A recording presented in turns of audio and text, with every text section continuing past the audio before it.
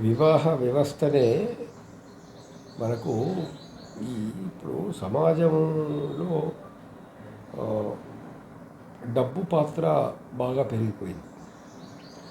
అంటే డబ్బు ఉంటేనే లోకం, డబ్బు లేకపోతే లోకం లేదు. డబ్బు ఉంటే పరువు, డబ్బు లేకపోతే పరువు లేదు. ఈ డబ్బు ఉంటే మనకు ఒక రక్షణ అనేది ఉంటుంది. ఇలాంటి రకరకాల కారణాల వల్ల ఏదైనా చేసి, ఏమైనా చేసి, ఎట్లైనా చేసి మనం డబ్బు సంపాదించుకోవాలా అనేటటువంటి ఒక ఆలోచన పెరుగుతున్నది ఈ సమాజం లోపల. అది కొంతవరకు అంటే ప్రతి ఒక్కరికి స్వార్థం ఉంటుంది. ప్రతి ఒక్కరు డబ్బులు కావాలని కోరుకుంటారు, దానిలో తప్పు కాదు.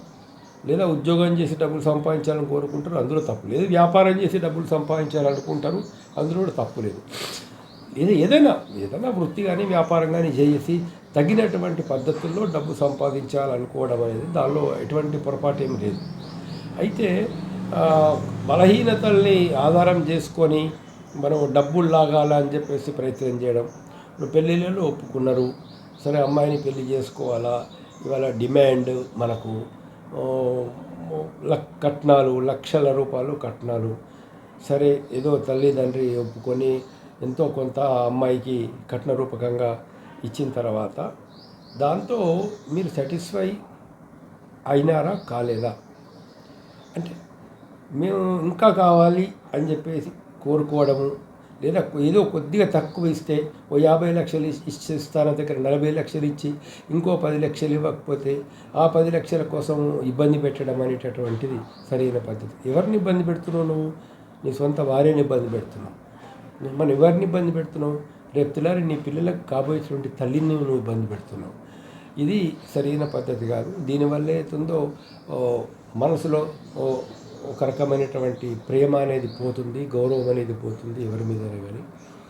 ఇంకా అక్కడ అత్తమామలు కానీ ఇక్కడ అత్తమామలు కూడా కానీ వాళ్ళని కూర్చోబెట్టి మాట్లాడి వాళ్ళకి నచ్చజెప్పి ఇలాంటి గొడవలు లేకుండా చేసుకోవడం అనేది చాలా మంచి పద్ధతి.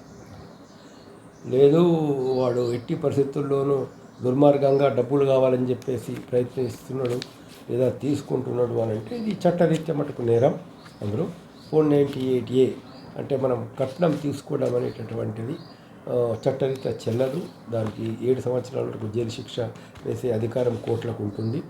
మరి ఇవి కూడా అనవసరమైనటువంటి చిక్కుల్లో చిక్కుకోవడం, ముఖ్యంగా భార్యాభర్తల్లో పెళ్ళైన తర్వాత గొడవలు పడడం, ఇప్పుడు ఈ కట్నాల కోసం వీళ్ళు ఇబ్బంది పెట్టడం, వాళ్ళ భార్యకు కూడా నువ్వు పోలీస్ స్టేషన్లో కంప్లైంట్ ఇవ్వని వేరే వాళ్ళు చెప్పడం, ఆమె కూడా ఏతుందో మరి పోలీస్ స్టేషన్లో కంప్లైంట్ ఇవ్వడం, ఇంకా వీడు నువ్వు పోలీస్ స్టేషన్లో కంప్లైంట్ ఇచ్చినావు కదా కాబట్టి నువ్వు నా దగ్గర రావాల్సిన అవసరమే లేదు, నేను నిన్ను తీసుకోను అనేటటువంటి విధంగా మాట్లాడడం, ఇవన్నీ కూడా టోటల్ సామాజిక జీవితానికి కుటుంబ వ్యవస్థను విచ్ఛిన్నం చేస్తున్నాయి. ముఖ్యంగా పిల్లలు ఉన్న దగ్గర అయితే చాలా ఘోరమైన పరిస్థితులు ఏర్పడుతున్నాయి ఇక్కడ. మరి పిల్లలు ఎవరి దగ్గర ఉండాలా? తల్లి దగ్గర ఉండాలా, తండ్రి దగ్గర ఉండాలా? పిల్లల్ని ఎవరు పోషించాలా?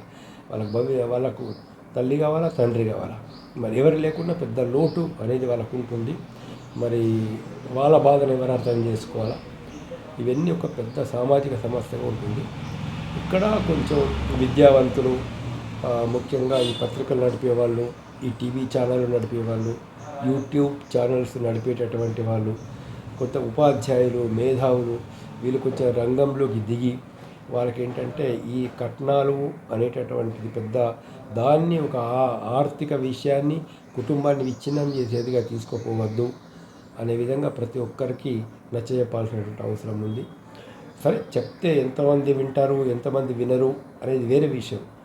కానీ సాధ్యమైనంత వరకు ఒక కౌన్సిలింగ్ చేసి కుటుంబాన్ని కాపాడాల్సిన బాధ్యత కూడా గ్రామ పెద్దల మీద కానీ, అయితే సమాజంలో ఉన్నటువంటి పెద్దవాళ్ళ మీద కానీ, లేదా ఇరు పక్షాలకు చెందినటువంటి బంధువులు కూడా ఇవాళ కొంచెం అంటే ఏదో అంటే పొయ్యిలో కుంపట్లో ఉప్పు వేసే బదులు వీళ్ళకి ఇంకా తగులు పెట్టి వాళ్ళని ఇబ్బందులు పాలు చేసే బదులు ఒక మంచి మాటలతో వాళ్ళని నచ్చజెప్పడానికి ప్రయత్నం చేస్తే మంచిదని నా అభిప్రాయం.